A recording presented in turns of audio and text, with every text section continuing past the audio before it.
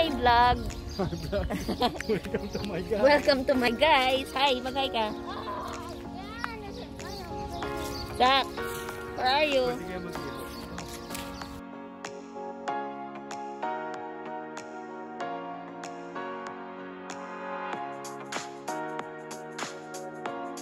Magandang araw po mga kabatang, si Mami Neneng ulit ito.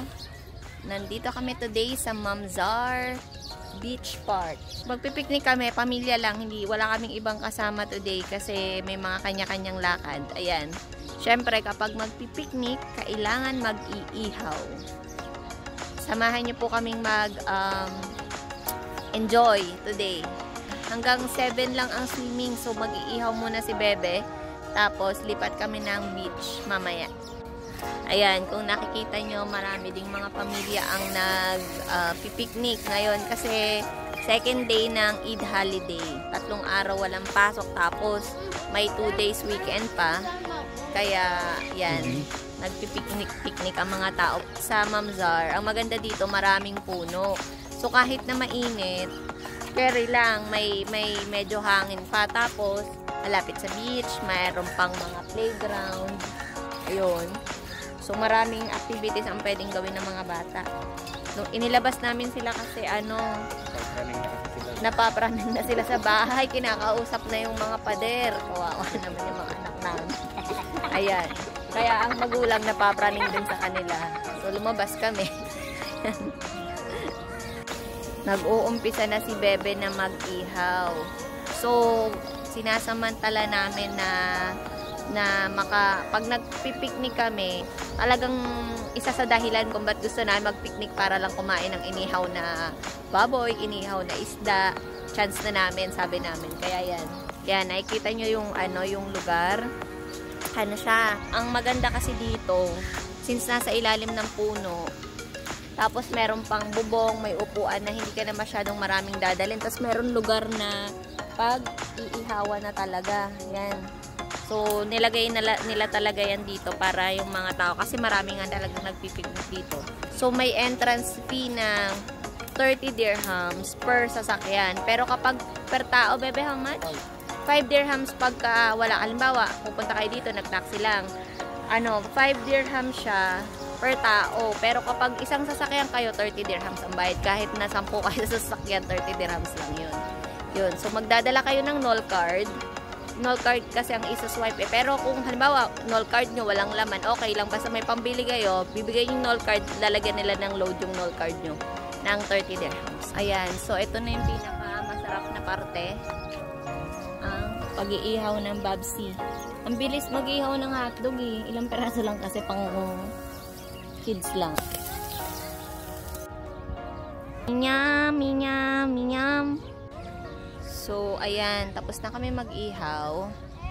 Pero kasi hanggang alas 7 lang daw tong park. So, ang gagawin namin, lilipat kami sa labas. Inihaw namin kasi walang ihawan sa labas. Tapos, pupunta kami sa labas para doon kumain. Pero pinaglaro muna namin ang mga kids dito sa may tabi ng dagat. Ayan. Ito yung dagat na siguro man-made to kasi walang alon. Pero doon sa isang side, meron doon malakas ang alon doon. Pero dito, Sharjah side kasi to. So, ayan, nakikita nyo yung malalaking building na yan, Sharjah. Yan. Yan. Pinaglalaro lang namin. Pero ang nag-a-announce na kasi hanggang 7 lang daw yung park. So, pinaghahanda na lahat ng taong umalis. Niready lang namin yung pagkain para ready kami. Yun. Ganda ng hair ko. Haggard na si mother.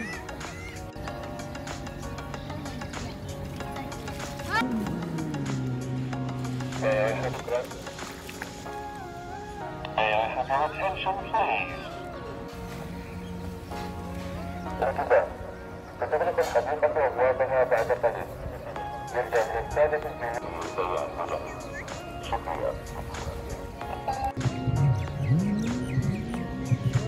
Yan guys, tumabas na kami ng Mamzar.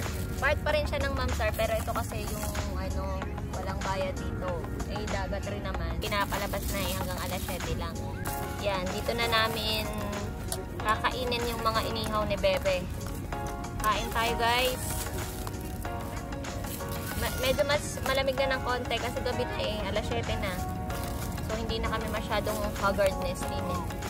Yan.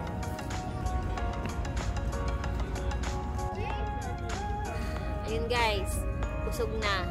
Problema ngayon, inaantok na ako. Kasi kanina, diba, sobrang init.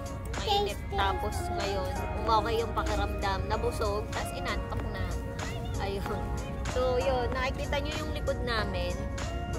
Ano rin siya, diba, dagat din. Hindi na namin pinaligo yung mga bata kasi madilim. Tapos, wala kasing alon yung dagat. So, tapos walang banlawan. Sabi ko, wag na lang silang maligo. Kaya medyo nalulungkot ang mga bata kasi ang ina-expect nila, ang pupuntahan namin, beach. Maliligo sila sa beach.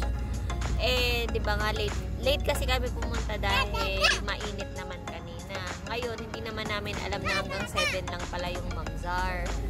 Yung loob, sa loob. So, talagang minadali lang namin ang pag-iihaw. Sayang naman ng 30 dirhams na so, minadali na namin para makapag-ihaw. At yun nga, plano namin dito na kumain. Pero, hindi namin in-expect kasi na madilim para sa mga bata.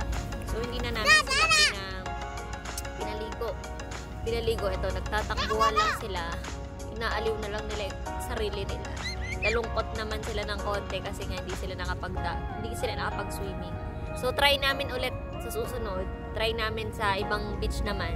Samahan nyo kami ulit sa susunod na attempt namin na makapag-beach ang mga bata. Salamat po sa panonood sa aming medyo boring, mainit talaga na beach adventure. Salamat po.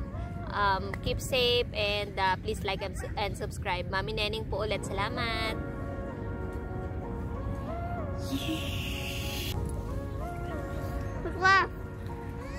Bye-bye.